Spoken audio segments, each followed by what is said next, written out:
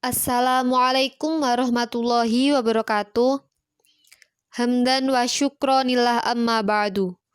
Kepada yang terhormat Bapak Nasiruddin Al-Ahsani LCMAG selaku dosen pengampu mata kuliah Ulumul Hadis dan Hadis Dakwah, dan tidak lupa pula kepada teman-teman yang berbahagia.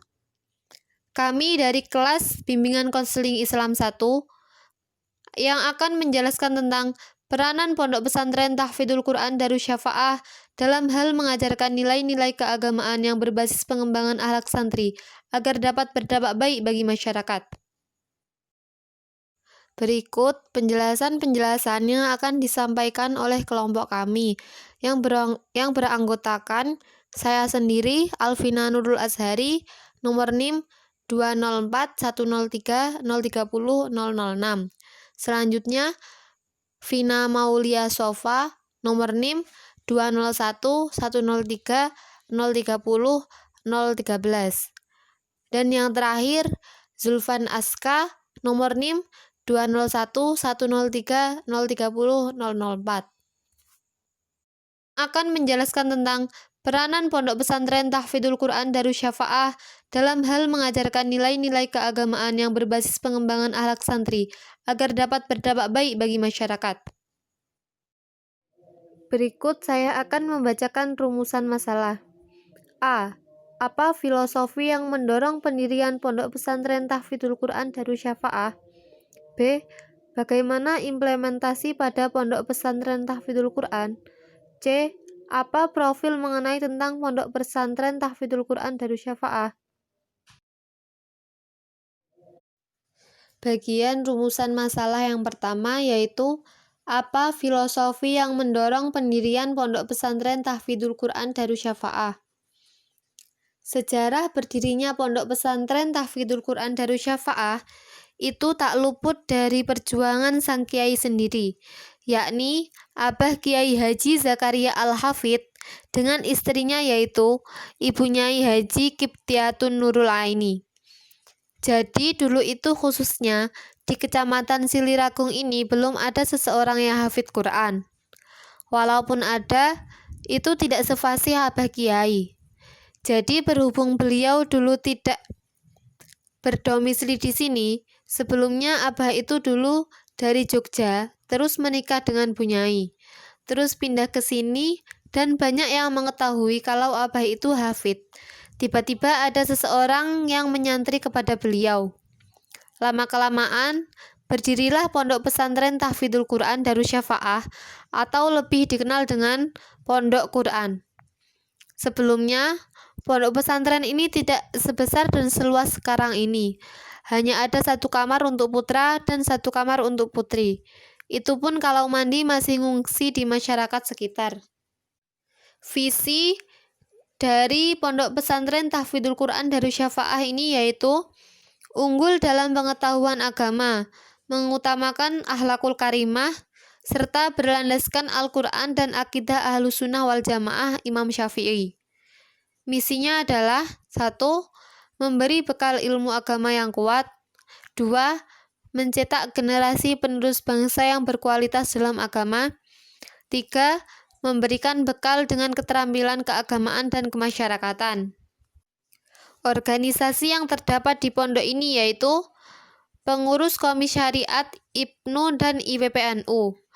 Adapun untuk ekstrakurikulernya yaitu 1. Pertanian, 2. Peternakan, 3. Menjahit, 4. Seni Hadrah Al-Muhibbin, 5. Seni Bela Diri Cimande dan Setia Hati Teratai, 6. Seni Baca Al-Quran. Fungsi dan tujuan di Pondok Pesantren Tahfidzul Quran Darus Syafa'ah ini yaitu 1. Terwujudnya menjadi ahli ilmu dan ahlul Quran yang berakhlakul karimah. 2. Menciptakan suasana pondok pesantren yang kondusif. 3. Untuk menciptakan suasana yang tentram dan damai. 3.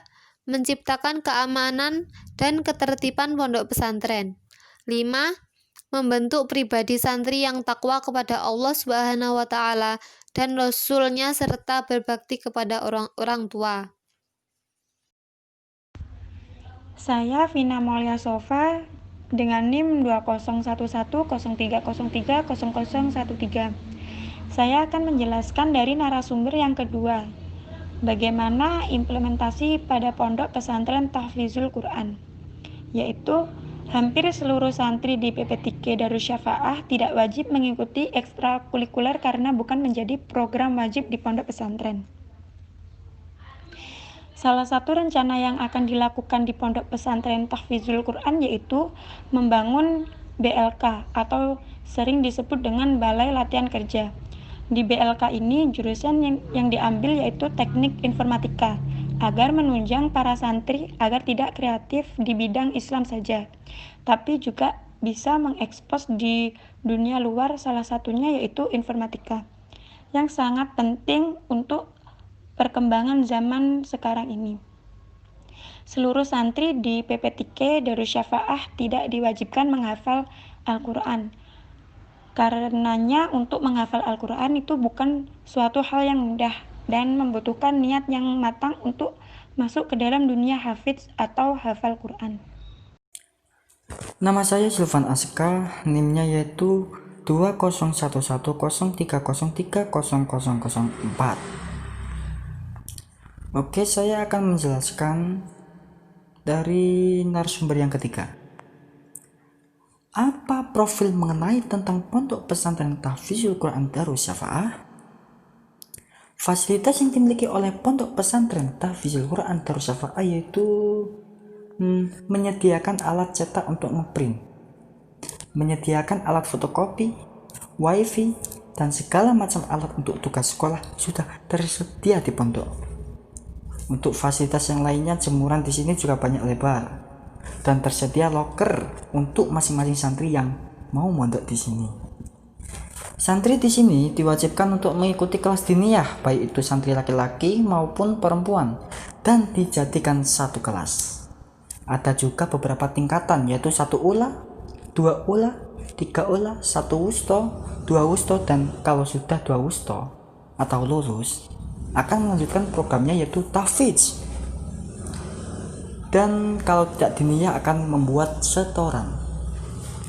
Seandainya kalau santri yang tidak bisa mengikuti diniyah karena ada kegiatan lain atau bolos, konsekuensinya dilihat dari alasan seperti sakit, harus memiliki surat izin diniyah.